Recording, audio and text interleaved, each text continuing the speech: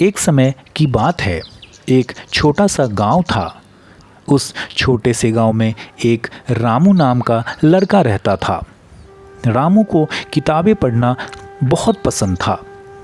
वह गांव के एकमात्र पुस्तकालय में बहुत समय बिताता था, जहां उसे अलग अलग कहानियों और ज्ञान की बातें सीखने को मिलती रहती थी। एक दिन रामू को पुस्तकालय में एक पुरानी धूल से ढकी हुई किताब मिली।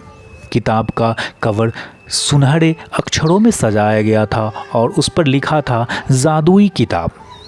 रामू ने कभी ऐसी किताब नहीं देखी थी, इसलिए उसने उसे उठाया और पढ़ने लगा। जैसे ही रामू ने पहला पन्ना खोला, उसे किताब से एक तेज चमक दिखाई दी और वह अचानक किसी अन्य दुनिया में पहुंच गया। यह दुनिया बहुत सुंदर थी। चारों ओर हरियाली थी और रंग बिरंगे फूल खिले थे। रामू को यह सब बहुत अजीब और आकर्षक लगा। उसे जल्द ही एक बुजुर्ग व्यक्ति मिला, जिसने खुद को इस जादुई दुनिया का संरक्षक बताया। बुजुर्ग ने रामू से कहा, तुमने जादुई किताब को खोलकर इस दुनिया में कदम रखा है। यहाँ तुम्हें 3 चुनौतियों का सामना करना होगा और यदि तुम सफल हो गए तो तुम्हें एक बहुत बड़ा इनाम मिलेगा। रामू ने उत्साह से चुनौतियों को स्वीकार किया। पहली चुनौती थी एक रहस्यमय पहेली को हल करना। रामू ने ध्यानपूर्वक सोचा और अपने ज्ञान का उपयोग करते हुए पहेली का हल कर दिया।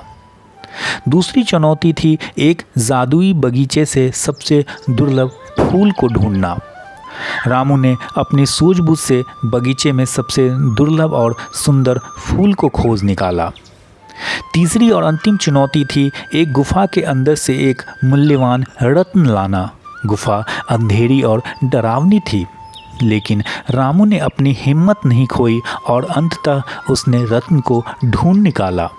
बुजुर्ग व्यक्ति रामू की समझदारी और साहस से बहुत प्रभावित हुआ और कहा, तुम्हारी मेहनत और धैर्य के लिए मैं तुम्हें यह जादुई किताब दे रहा हूँ।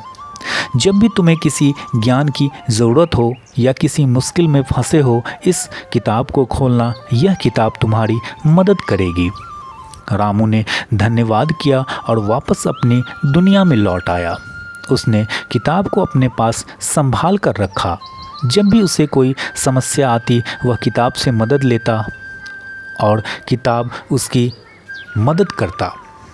धीरे धीरे रामू ने अपने गांव में ज्ञान और समझदारी के लिए प्रसिद्धि पाई। इसलिए इस कहानी से हमें सीख मिलती है, मेहनत, धैर्य और समझदारी से हम किसी भी चुनौती का सामना कर सकते हैं और जीवन में सफल हो सकते हैं।